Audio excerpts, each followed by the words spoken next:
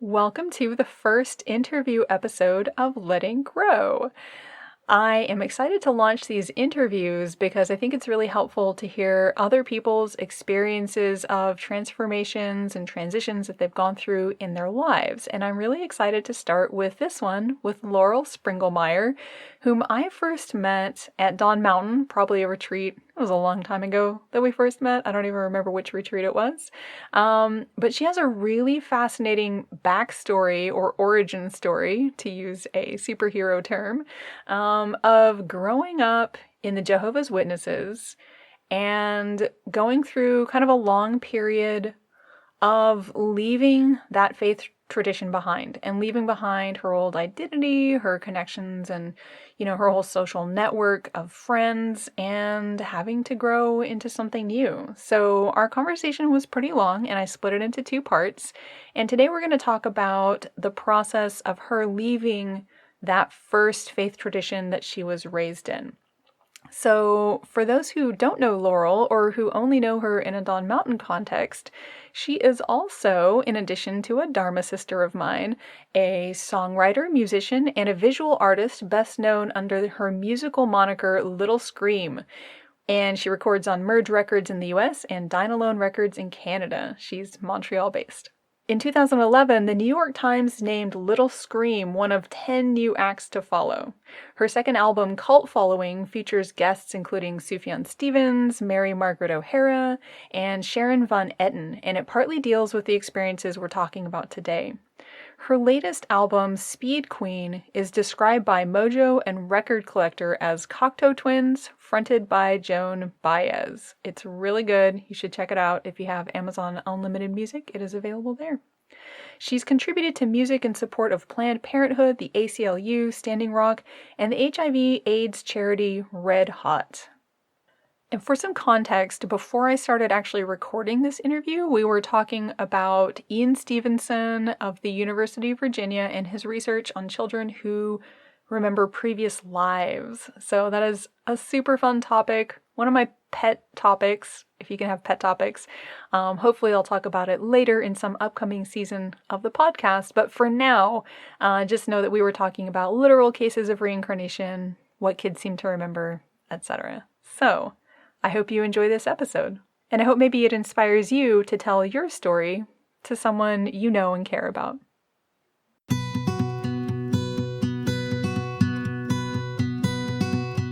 Welcome to Letting Grow, the podcast about one of the spiritual journey's most difficult and courageous moments, letting go of who we think we should be so we can grow into who we most deeply are. I'm your host, Claire Villarreal, and I appreciate your joining me today.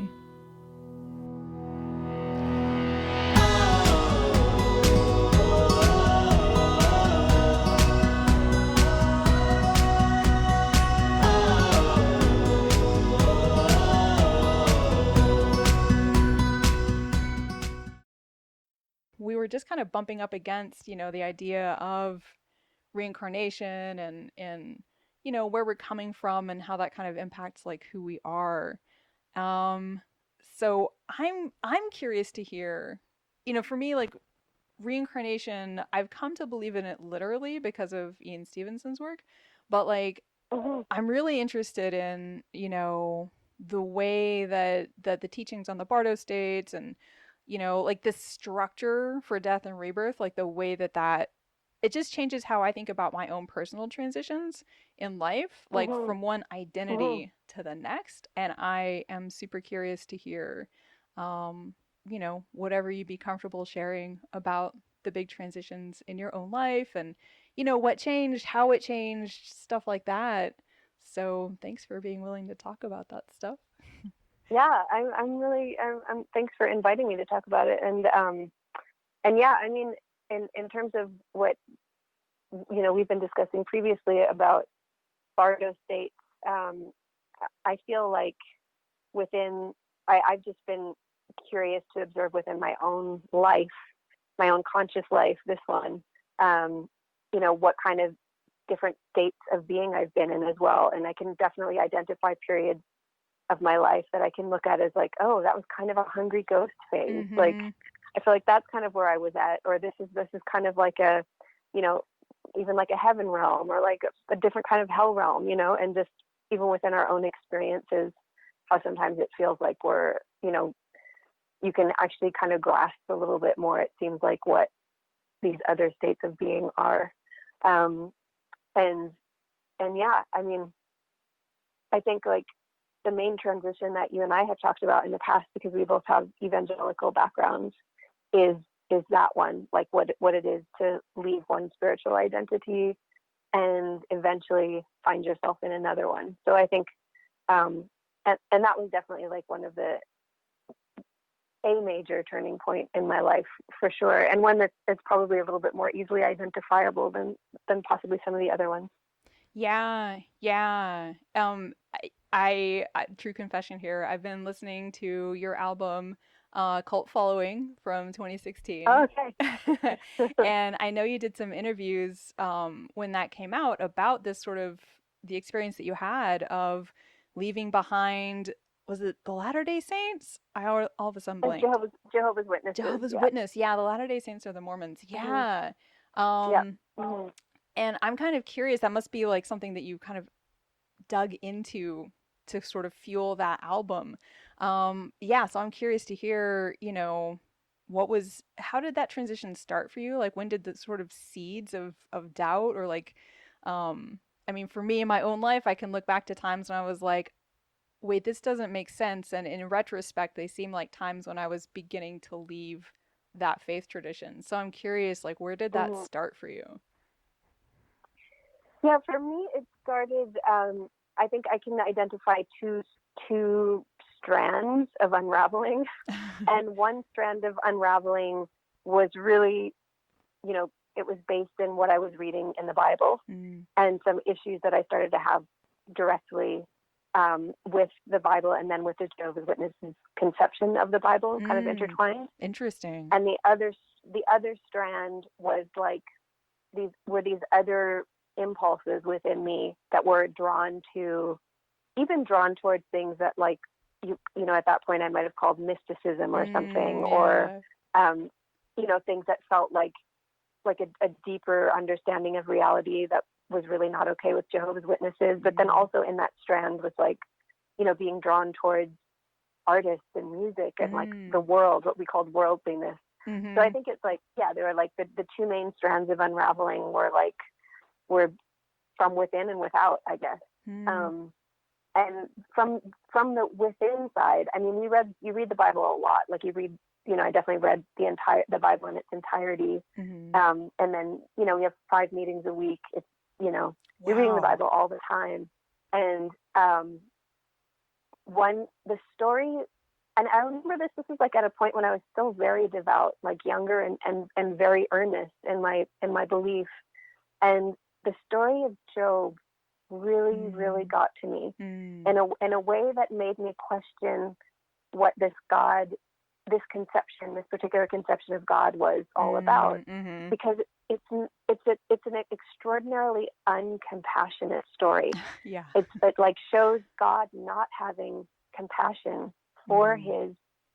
his servant Job, and it shows God not caring at all about Job's wife and family, Yeah. and that the people around, like, and that it was all just this like wager, this lighthearted thing to take away a man's family, his loved Mm-hmm. ones, everything he owned, to stricken him with illness, just over this like casual like bet between, this former angel Satan and God. And so just that whole conversation really disturbed me. But then I think the thing that got me even more is that at the end, so then it's like at the end, Job wins the battle and God wins his wager, his pool table wager. And then Job gets all of this stuff back again, and he gets a new family, as Mm-hmm. if that was just the same as the old family, as Right. if like the new wife and kids were just the same. Yeah. And that really disturbed me. It deeply disturbed me. And I know that I had like sleepless sleeplessness, like really, really, like as an Mm-hmm. earnest believer, and a person who felt the love of God so deeply in their heart, and also like earnestly believed that this was the way that like that the world is in crisis and the world is in trouble, and the way to make the world better is, by following the Bible, and then, and following this particular version of the Bible of study, that, that the end of the world is near, and that the way to make the world better is to tell people about this version of the Bible, this version of studying the Bible, so that you can end up in this like paradise earth that's promised in the faith. So it's like I had this very earnest feeling tied up in being involved with it, and with like really wanting to make people's lives better. And yet there were these things, like definitely the story of Job was one that I just couldn't shake. Like the central message there was very disturbing to me in terms of what it spoke about the Old Testament God, and then the whole the Old Testament as a whole. I mean, it's full of these stories that are very disturbing. Yes. And like they're always couched in these ways of like, this is a different time, or these are God's faithful, so like whatever they did was always good. But like, the same with like the story of Lot, and like leaving Sodom and Gomorrah, his wife having compassion. Like we don't know why she looked back as they were like fleeing the village that's getting turned to salt, and it's like that she was struck down with salt for even looking back. But what if she, there are a lot of reasons she would look back. Like people are being like according to the story, people are being like burned alive and turned into pillars of salt. And it's like she's worried about them. Yes, like, is it that bad that she felt bad about leaving the house and everything? You know what I mean? Like that there's just, again, in that moment, like no compassion for her. It's just like, you look back, you're a pillar of salt. Then what happens? Lot's 2 daughters get him drunk and have sex with him, put sackcloth over his head, have sex with him so that they can like, continue his seed. And like, as a like, very earnest 12, 13, 14-year-old, that didn't sit very well with me either. And like it's all of these things are couched, and as an adult, when I look back at these stories, I also wonder, it's like, oh, like my mind goes to very dark places vis-a-vis where these stories came from. It's just like I imagine a man emerging from the desert with his 2 daughters telling some crazy story about, oh no, my whole village got burned down and my wife too. And the reason why my daughters are pregnant with my seed is because they were the ones who got me drunk, because, like, just like, I don't even want to go there. That actually just feels blasphemous and bad, but just the story, even without that, is disturbing. So there are these things, and that's just in the Bible itself. And then, and then let alone that, there's like just stuff within the Jehovah's Witness faith then that I began to question. And, a big part there was, they're fundamentalists, so they don't believe, they believed in their literal interpretation of the Bible, which meant that they believe the earth is 6,000 years old. And if, and I really loved learning. I loved science. I was so passionate about learning and so nerdy. And, and it was really, really heartbreaking for me. Part of me was so heartbroken not to be able to just like read a book about geology and without feeling a crisis of conscience or feel like I was doing something bad, and so that was the stuff that was heartbreaking and difficult for me within. And then, like I said, there was like the without part, where it was just like this whole other part of me that I knew I couldn't explore and wasn't allowed to explore, because in that faith, you're not allowed any questioning. There's no room for questioning. So you can't say, well, I believe all this, but I have a heart. How you and I were just talking about like our relationship to belief in reincarnation and like the degrees of like, how we figure that out for ourselves. Like there's no room there for having that figuring out space. And so, anything that you said or did counter to that was punished quite, that you would have serious talks with the elders, or like, and if you would talk to other people about having questions, then you could get publicly reprimanded in front of the congregation. And of course, like the ultimate thing is you eventually get kicked out, and then nobody will speak to you. So that's the thing that's always hanging over your head, that like ultimately if you pull one thread, the whole thing can unravel, and then you lose your whole community and also just the belief and the support structure and this like sense of identity that's very strong with you when you're a Jehovah's Witness. Because, you know, Jehovah's Witness, when you're a Jehovah's Witness kid at school, like, you're not standing up to say the Pledge of Allegiance to the flag. You're not celebrating really? any holidays. Your identity is very firmly held in this one context, you know, and within the community that you're in. Anyway, so that's that part of unraveling. God, I could go on. I didn't even realize it's been so long since I talked about the theological part of it. But anyways, well, that's that part. So that's how it started, I guess. Yeah, I'm really struck, you know, in hearing the things that struck you as a young person about the faith tradition you were raised in. It really strikes me. I mean, I was struck by similar things. Like, I remember reading the story of basically God commanding the Israelites to commit genocide, you know, to kill every living Yeah. thing in a town when they took over. And it's very absolutist. Yeah, no, the whole, like, I'm waiting for the day when somebody does like an accurate film of the Old Testament, you know, and like I've actually kind of like plotted it out a little bit. I'm like, oh, it is like weird and bloody and amazing and beautiful, but like I'm not sure that film would get funding right now. Like, oh, so you want the incest, the the massacres? Where do we go with this? Yeah, exactly. Massacres, incest, cutting apart people's bodies and placing their body parts on the doorposts, you know, for like, anyways, lots of weird stuff. Yeah, I remember for a while, like in my own sort of journey out of Christianity, being like, I can't really go along with the God of the Old Testament, but I can still go along with the God of the New Testament. Does that count? And at the end of the day, I couldn't make that work either. So it's interesting to me to hear you sort of starting with the Old Testament, or I mean, what I would call now the Hebrew Bible, in your way out. Yeah. Well, yeah, no, and I mean, it's true, like Old Testament versus New Testament, you know, completely different worlds.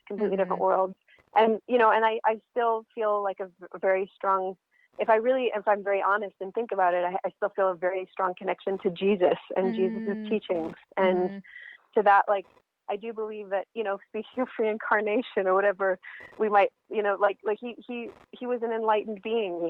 He was serving this purpose on earth. He was like, he had a very forceful message, and that message was of love, of rejecting wealth, of rejecting power, of, you know, of embracing humility and embracing humanity. And you know, like there's so much beauty in his teachings, and you know, that I find very powerful. And I think if you really got down to it, you know, with most practicing Christians, a lot of them probably feel the same way. There are definitely some fire and brimstones ones out there who love the dismembering and the like kill everyone in the village. Like they're just like chomping up the bit for that stuff. But like most of them, that's not what they're there for, you know. And that's where it's like, I don't mean to paint Christianity in that, you know, that whole brush, because there's obviously so much nuance, you know. You can had I been in a different faith tradition that allowed for it, it's very likely I would still be a Christian, you know,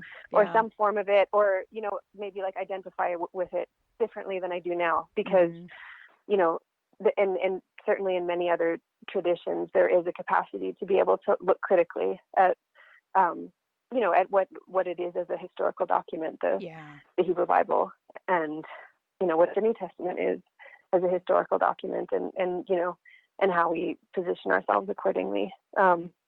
But yeah, so I think for me, what really unraveled it, I mean, it became more the obvious stuff. I really was in like emotional turmoil about having to leave this religion and feeling like I couldn't stay in it. You know, for also various doctrinal things within Jehovah's Witnesses as well. But also just my own pull to like explore the world and explore my own curiosity about the world and science and, you know, and art and, you know, all of these other things that were limited in the way that I was allowed to appreciate them. And that really, it was really internally heartbreaking for me. And out of this deep, deep sense of struggle and heartbreak, what you really get kind of kicked out for are stuff that you do, things that you do that you know are against the rules. But in my case, a lot of those things that are against the rules were coming from that place of being really conflicted and of like, no, like feeling bad. And then so therefore acting out and like, you know, and I think definitely like I started drinking as a teenager, but part of why I started drinking as a teenager was to alleviate that pain. Like it was to kind of like numb the incredible turmoil that I felt, you know, as like a thing. So like then I would get in trouble for like even being with other Jehovah's Witnesses and drinking, you know, too much or something, or like, which you're not supposed to do, obviously, or, you know, and then like having a boyfriend or something, you know, and like being unchaperoned, or it's like all of this. I mean, it's very easy to get in trouble as a Jehovah's Witness. Like the rules are, at least especially at that time too. You know, they change all the time, so I can't say what it's like. And this is also pre-internet, really, like pre-people using the internet to be as a resource for, you know, the average person using the internet as a resource to find things out. So, you know, so I can't say what it's like for a young Jehovah's Witness growing up now, having questions. You know, I can only imagine what it would have been like to be able to like go to the internet and find a Reddit thread about like, this is what I'm going through. Yeah. But like at that time, there wasn't that. And you know, I did have a few friends who were like in various stages of questioning, but it's kind of like it's sort of like old, like Gestapo stuff where like one day somebody's kind of on your side and the next day, like in your same boat. And the next day you found out that they've told on you for something that they've actually done themselves, or like will end up doing. I was just thinking about that before having this conversation. It was like, you know, towards the end of my relationship with that religion, having someone who is my best friend, like telling me for drinking too much at a thing that we were at together. But then, you know, a couple months later, her like having a guy sleep over at her house, you know, and she's like, I promise, girl, we just fell asleep here. Just promise you won't tell on me. I know I told on you for this. But like, you know, just kind of like pathetic, like groveling about like, and I was just like, I'm not going to tell on you. And nor would I have, you know, like, but it's kind of like weird, like, it's not a degree of solidarity, even though we were going through the same kind of things, because there's always this tension of like, and a lot of people too who like, you know, get kicked out and then come back and you know, kind of go through this like weird yo-yo, like, you know, it's like any relationship where you can be done with it, but then you don't know how to be done with it, and you know, and you end up, and I think like my last, like, I think I was on, it took me like a solid 2 or 3 years to be fully out of it, you know, like even from the time that I knew I was leaving, it was just like, it was too hard. And it was just too hard. Part of it, I was really close to my grandmother, who was the one who, you know, kind of helped raise me in the religion. And I didn't want to break her heart. So I kind of like, she finally passed away. And then after that, it was really just the relationships. And I had kind of developed this like awesome life. And I know this sounds kind of weird, but like I had found myself in this group of Jehovah's Witnesses that were all sort of on the edge. And it was like, and that was how like I went to New York City to visit them, because they were, you know, they were at Bethel, you know, but like starting their own bands and living in Brooklyn at Bethel, and like this, and like, you know, I ended up going to raves with Jehovah's Witnesses. Like I was from Iowa. I didn't even know that raves were a thing. It was actually through the Jehovah's Witness community that I was exposed to all these things that were quite a bit more, you know, a bit more cool. Definitely a lot more urban than anything I would have been exposed to. And, you know, and they were really cool, interesting people that I kind of, because you're only allowed to hang out with other Jehovah's Witnesses, but then you have this like kind of network of people from all over. So like my last few years it also made it harder for me to leave, because you know, also outside of like the family and extended family that I had in the faith, it was also just this kind of like dream life where I had sort of like learned to live within that tension really well, and thrive and have this kind of like, I was kind of tormented, but also had found this really interesting kind of like way of being in the world that was liminal a little bit. It was like definitely at the edge of this thing, it was still protected by this thing somehow, you know? Yeah. And I was like, and I know a lot of people, you know, people who were like almost leaving at the same time that I did, who ended up staying, you know, and I think they just stayed in that zone for, you know, they're probably still in whatever that zone looks like, all these years later. But yeah, so there was something about it where I had like also a really intense creativity that sprung out of that. And I think, you know, that was one thing we had talked about, that like, I had somehow figured out, like, I had balanced my life with this tension. I had learned to like shape myself to it, kind of like sometimes you see those trees that are growing at these like extreme angles or something. Yeah. And but I sort of needed that tension. I didn't know how to survive without it somehow. Like my worldview was so tightly wrapped up in it. And also, you know, I had a deep innate sense of spirituality, but I didn't know what was what. I didn't know where the God part ended and where the, you know, what belonged to me and what belonged to it, you know? And you do have to, I think, in coming out of those things, sometimes smash all of it in order to extract from it what's yours.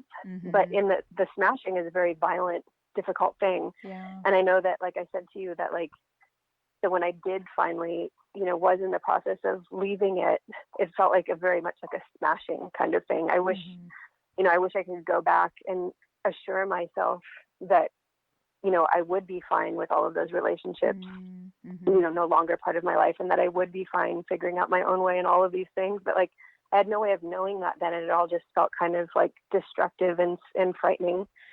And yeah, and I think like I said to you before, even my like one thing that I found really astonishing when I was looking back not that long ago at like journals from that time period, is that my handwriting changed. Oh, like, wow. That's how big of like a psychological impact it was for me. Like before I left, when I was in that state of tension, like I had this beautiful kind of like, it was sort of like tight and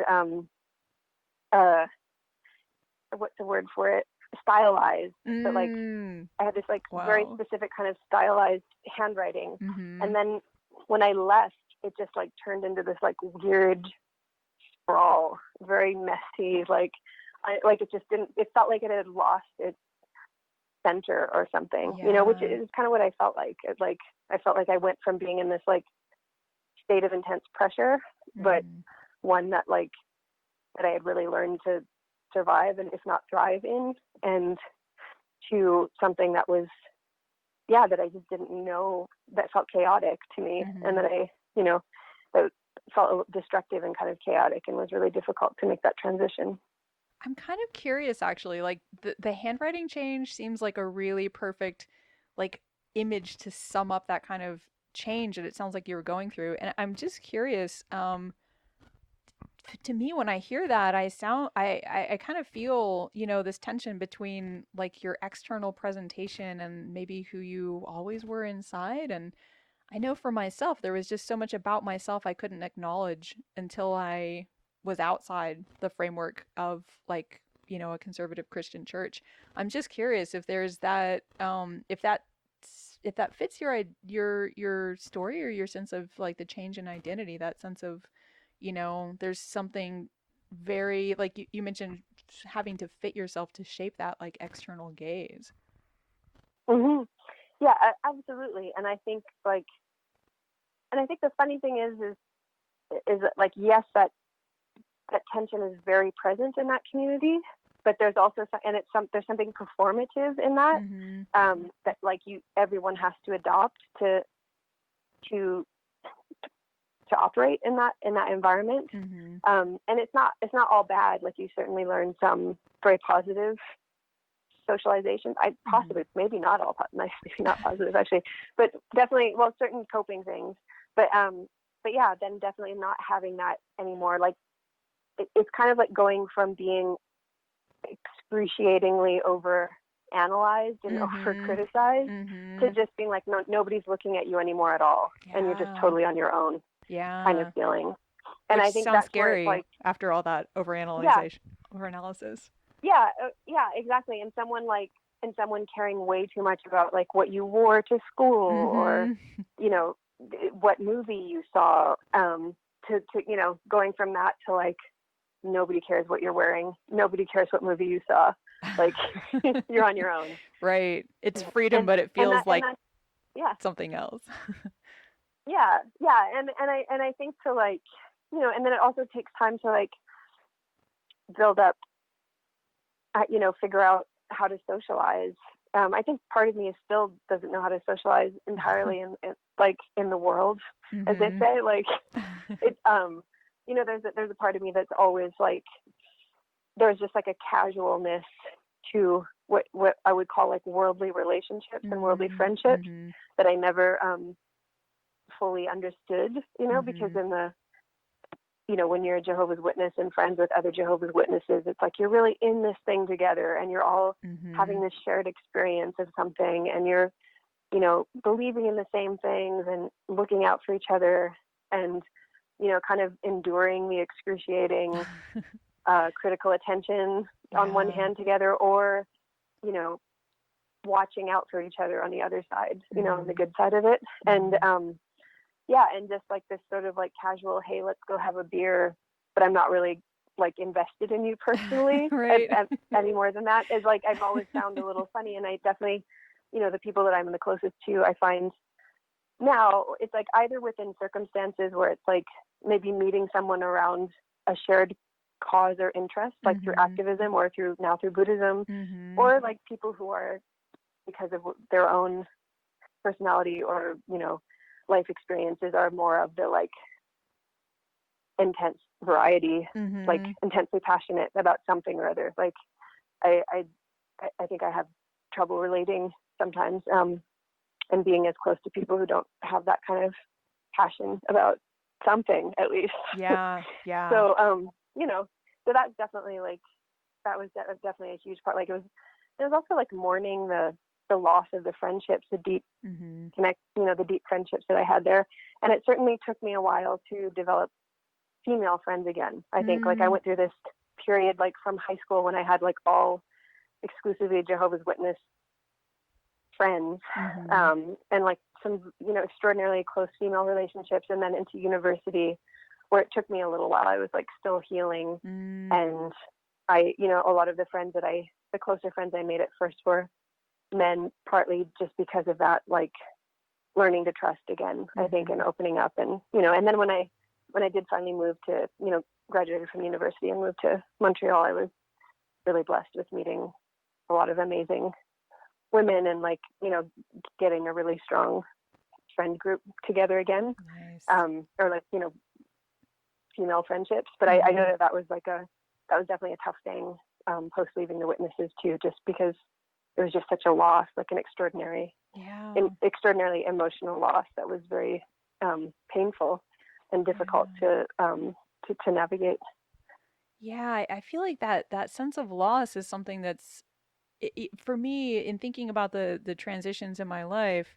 There's a lot of things I've left behind that I would have expected just to be happy to leave them. Like I was raised in the Church of Christ, and it was incredibly liberating to leave it. And there was also, I don't think I was aware of this at the time, but that loss of a certain, religious innocence and like a clear world. I mean, Buddhism is fuzzy, and definitely in the West, it's very much you believe what you believe, and that's your practice is your practice.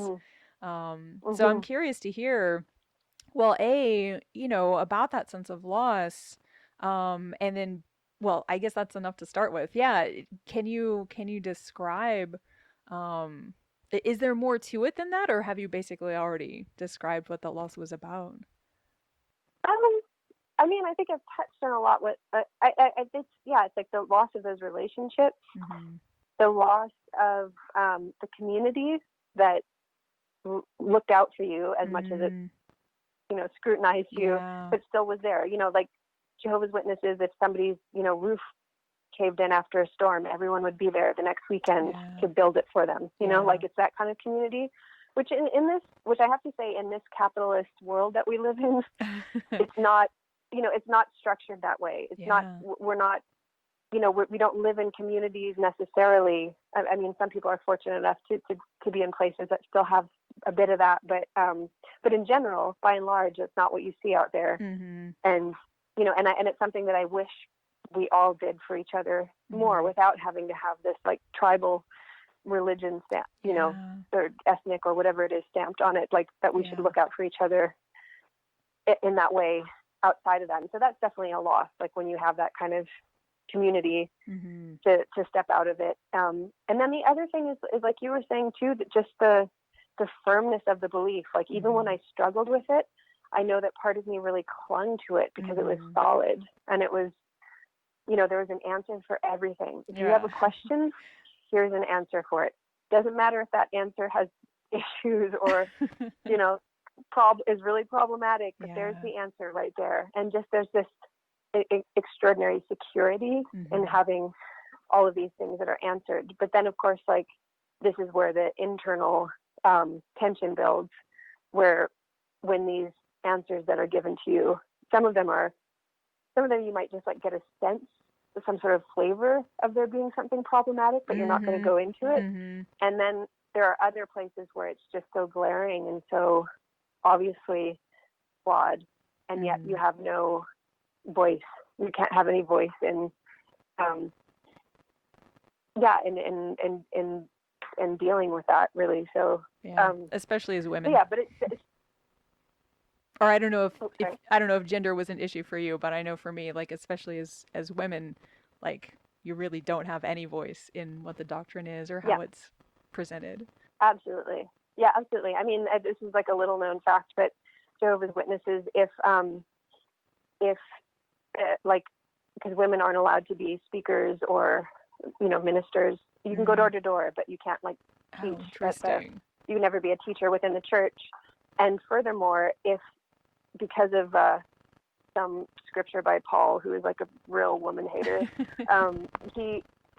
that if there are these meetings for service, before Jehovah's Witnesses go out and go into the ministry, and if there's not an elder man present to lead that service, if a woman is giving it, if there's a man in the room, say it's a 5-year-old boy, that woman has to wear a head covering to give that meeting, because there's an out of deference and respect to that little 5-year-old man, that woman has to wear a head covering, and and so that kind of thing for sure. I mean, I don't know if they still have that rule. I assume they do, because the scripture in the Bible that it's based on hasn't changed to my knowledge. But anyways, so certainly, I to be honest, I was a lot less aware about gender issues at that point. Although it was starting to dawn on me, but I definitely didn't have I certainly didn't have the vocabulary for the conscious awareness of it, even if it was impacting me, and other levels. But so those are the biggest losses, and absolutely the loss of belief, and the loss of I felt like it was I had this amazing direct relationship with God, as a Jehovah's Witness, it's just right there, that thing. And that's where it was difficult to leave the faith as well, because I knew at a very fundamental, profound level that was my own thing, that and I took a lot of comfort in the scripture that it's neither height nor breadth nor depth can remove you from my love, that there's no distance that you can go that can remove you from that relationship or love. But it was still I still didn't know, I still had to test that out for myself, that was true. And that was also very scary to learn to step away from this place that had been given to me as there's only one phone line here, and we've got the telephones. This is the phone booth that talks to God, and as soon as you leave here, you can't use this phone anymore. And there are no other phones that reach God. They might reach somewhere, but certainly not God. Exactly. And if you think they're reaching God, then you're probably getting Satan. Exactly. Oh, absolutely. Yeah. Satan is always masquerading himself as an angel of light, creating himself as an angel of light. There's a scripture that says that, and that definitely terrified me. Yeah. When I was contemplating leaving. Yeah. I guess I find myself wondering, so you've kind of mentioned high school, university. What is the timeline for your sort of leaving? I know you've said it took a couple of years, but like in your own sort of personal chronology, what were those years? When did you start finding your new self? Yeah. So it was definitely like my later years of high school, I think, were that like gilded age where I had kind of Mhm. like, where I was like going to raves with Jehovah's Witnesses, Yeah. and going to New York to hang out with Jehovah's Witnesses. We're making bands in Brooklyn, and like there was like it was like the cool phase of my like having. I was really struggling still, but I also was still like holding it together. But it was my Mm. senior year that I really knew. I was like, okay, I actually don't think I'm going to can do this for my whole life. Like I Mm. know, I think I know I have to step out. Mhm. Um, but like from one side, it was very difficult because I had been in all of the advanced courses in school, which I had dropped out of because I had been told at that time, at least, they were very anti-university and Oh. anti-edu. Like you Mm. were only like like trade school, maybe like go to be a Wow. dental hygienist or something. Like get in, get out, Wow. before they Open your pollute you with all mind. these worldly ideas. Yeah. Yeah. So there are so many like academic things that I had set aside, even though I had Mm. loved school and I had like, Yeah. yeah, I had been in like all of the honors courses and then I dropped out of all of them except Oh, for honors English, at a certain point. yeah. And, and then I got to my senior year and realized like, wow, I haven't thought at all or prepared at all for college, nor have I, Mm. pursued any of these things I might have because I had it in my mind that I wasn't going to go to college. Mhm. And it kind of just broke my heart to like try to do the good, all the like do the extra work, knowing that I wasn't going to be able to go to college. So I just Yeah. kind of quit a lot of it, and so I felt very frightened. And there Mhm. were actually art like it was my high school art teacher who said, I think you can get you know a, a scholarship in art. Like Mm. your work is really great. I can help you make a portfolio. Wow. Anyways, it was actually this one teacher in particular who really helped make sure that I could go to university. Wow. And so even going to university was like frowned upon, especially because I wasn't going to, I got an art scholarship, a full tuition art scholarship. So it Mhm. wasn't like I wasn't doing the dental technician Right. thing. I was definitely like, I was already in suspect territory. But Mhm. I still moved in that first year with a Jehovah's Witness, another Jehovah's Witness, Mm. Mhm. um, who was kind of like in the same boat as me. Mhm. And um, yeah, I think it was like, and I would still go to meetings from time to time, but then like less and less. I kind of just did a thing that now they call fading out. Like I Hmm. got reprimanded a couple times, but I didn't ever show up for meetings that would have officially disfellowshipped me, they call it. Um, Mhm.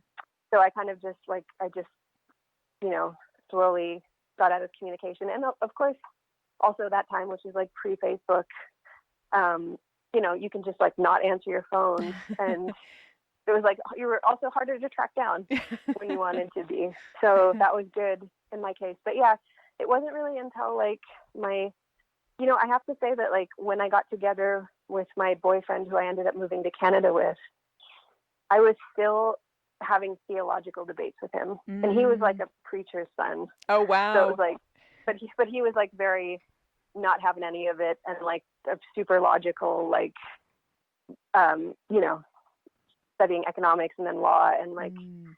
that kind of thing. Like, Mhm. um, anyways, he was just very like he actually really helped me voice and start to articulate like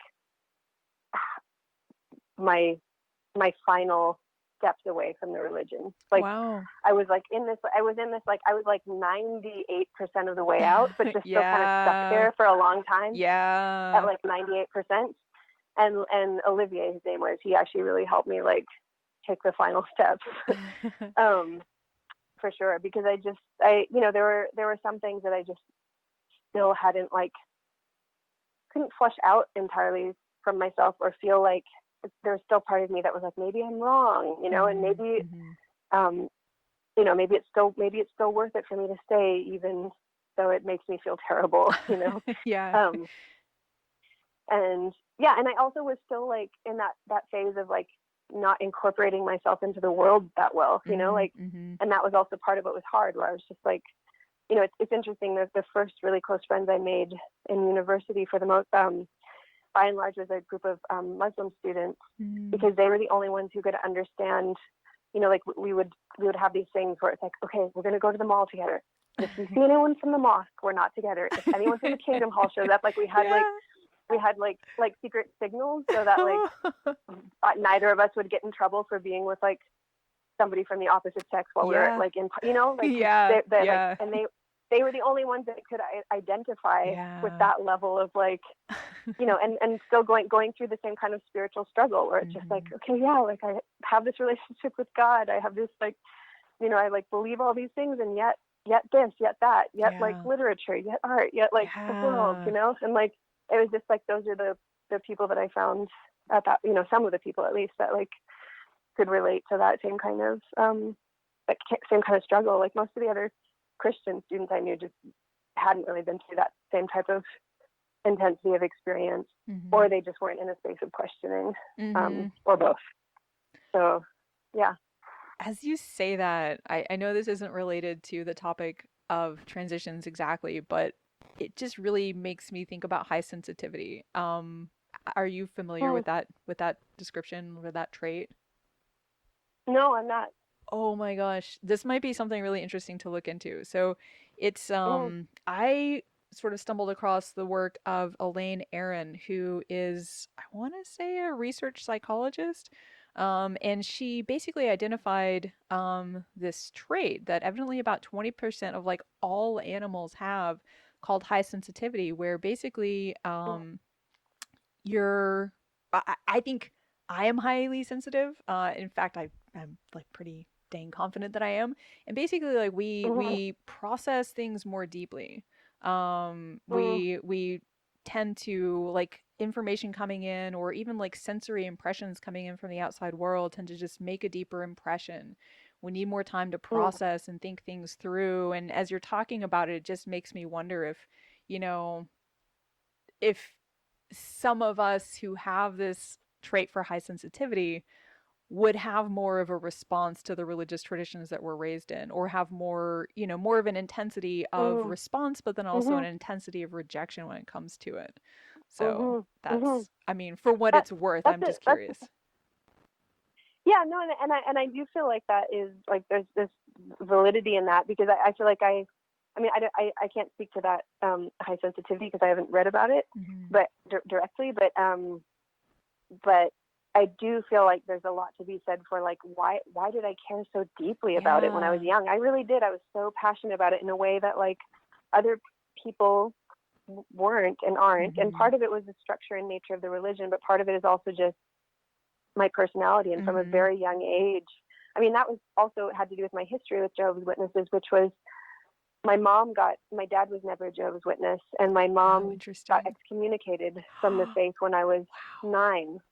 And from the time that I was 9 onward, I still identified so strongly with the community and like with the belief structure and with everything, that I was like still being a Jehovah's Witness on my own. And like people in the congregation would come pick me up for meetings, you know, from like the age of like 10 or 11 onwards. And, you know, of course, like my grandmother and aunts and everyone were still involved in it, and cousins and things. But, you know, I had this like, I had a passionate relationship with it. It wasn't a casual, like it wasn't at all casual. And I don't know if you've ever seen the documentary. I'm trying to remember the name of the director, but it's called Jesus Camp.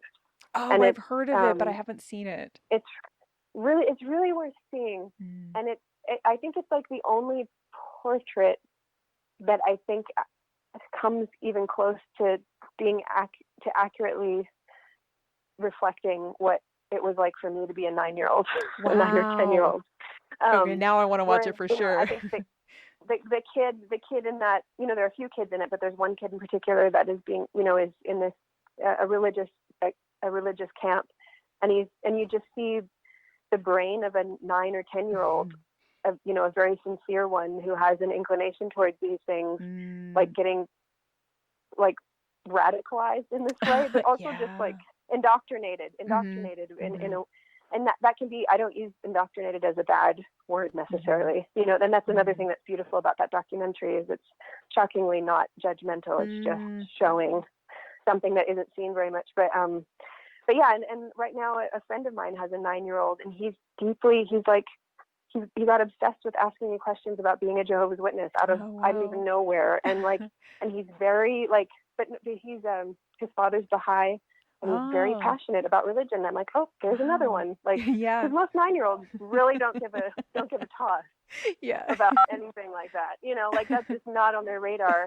And Isaiah is this little boy's name, and he's really thinking about these things, really thinking about ethics, really passionate about like the fact that people should care for things, and you know, and why aren't people more concerned? I mean, also at that same time for me, when I was that age, it was like, yes, Jehovah's Witnesses, but I was like really wanted to be part of Greenpeace on my own and Amnesty International, and like, you know, I actually had to like leave membership in those things because of my involvement with Jehovah's Witnesses. But it was just like, I really cared. I really was very passionate about like, how can I save the world? How can I not save the world? That's like a too big of a term, but how can I be helpful? How can I be good in the world? How can I do good?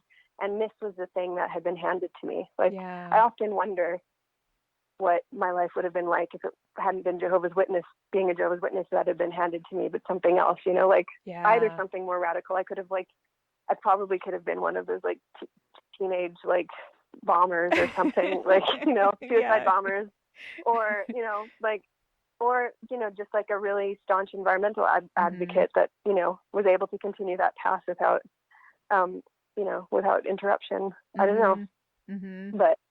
But yeah, I think you're right. I think there are certain types of personalities who care and just naturally have an inclination towards thinking about those things more deeply, maybe than other people. Yeah.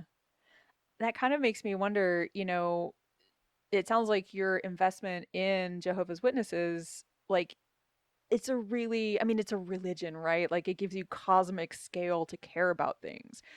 And I'm just wondering, you know, as you went through that period of trying to really getting down to the last 2%, and like breaking with Jehovah's Witnesses, like, where do you go from that? I mean, what drew you in next? Because I would imagine there's hardly anything in the secular world for me that I could bring that kind of passion and intensity to. Maybe like environmentalism, like right now, you know, racism, the Free Tibet movement, but like, what was it for you that could hold that kind of passion?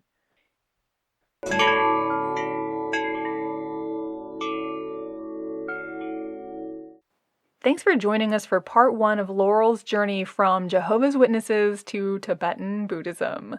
In the next episode, you'll hear how she finally left the organization, Jehovah's Witnesses for Good, and went through a period of rediscovering herself, and ultimately ended up at Dawn Mountain, practicing Tibetan Buddhism, of all things. Thanks for coming along for today's exploration of the process of letting grow. If you found this episode helpful, please share it. And subscribe now wherever you listen to podcasts so you're always in the loop. For links to more content related to today's episode, please see the show notes. See you again next week.